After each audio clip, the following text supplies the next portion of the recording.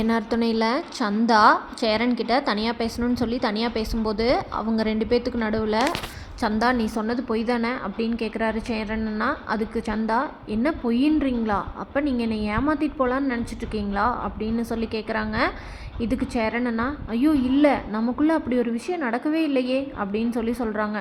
ஓ, நடந்ததெல்லாம் பண்ணுறதெல்லாம் பண்ணிட்டு இல்லைன்னு வேற சொல்லுவீங்களா அப்படின்னு சொல்லி கேட்குறாங்க.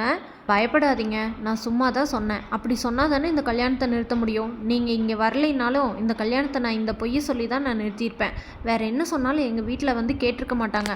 அந்த மாப்பிள்ளைக்கு தான் என்னை கல்யாணம் பண்ணி வச்சுருப்பாங்க. அதனால தான் நான் உங்ககிட்ட வந்து இப்படி சொன்னேன்.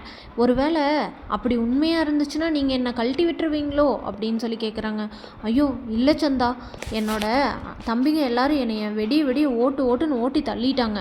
உங்ககிட்ட அப்படி இல்லைன்னு மட்டும் நீயே சொல்லிடு, நான் அவங்கள வர சொல்கிறேன் அப்படின்னு சொல்கிறாங்க. சேரன் உடனே போய் அவங்க எல்லாத்தையும் வர சொல்கிறாரு. எல்லோரும் வராங்க. அப்படி இல்லை அப்படின்னு சொல்லி தெரிஞ்ச உடனே சோழன் இருந்துட்டு எனக்கு அப்பயே தெரியும் அண்ணன் அதுக்கெல்லாம் வர்த்து இல்லைன்னு அப்படின்னு சொல்லி சொல்கிறாங்க. இதை கேட்ட பாண்டியும் பல்லவனும் டே நீ தாண்டா அண்ணனை அதிகமாக ஓட்டுனதே, இப்போ அப்படி இல்லைன்னு தெரிஞ்ச உடனே மறுபடியும் பார்த்தியா எப்படி அண்ணனுக்கு ஜால்ரா தட்டுறேன்னு. ஃபஸ்ட்டு நிதானமாக பேசுடா, நீ வாயை திறந்தாலே பொய்யா பேசிக்கிட்டு இருக்காயா இவன் அப்படின்னு சொல்லி பேசி கிண்டல் பண்ணுறாங்க. சரி, யாரும் எங்கள் வீட்டில் இந்த உண்மையை சொல்லிடாதீங்க அப்படின்னு சொல்கிறாங்க சந்தா. இதுக்கு எல்லாரும் சரின்னு சொல்கிறாங்க. இதை கேட்ட நிலா ஆமாம் பல்லவன் பாண்டி நீங்கள் 2 பேரும் எதுவும் உளறிடாதீங்க, சோழன் நீங்கள் முக்கியமாக நீங்கள் வாயவே திறக்காதீங்க சோழன் அப்படின்னு சொல்லி சொல்கிறாங்க. சரிங்க அப்படின்னு சொல்லி சொல்கிறாரு சோழன்.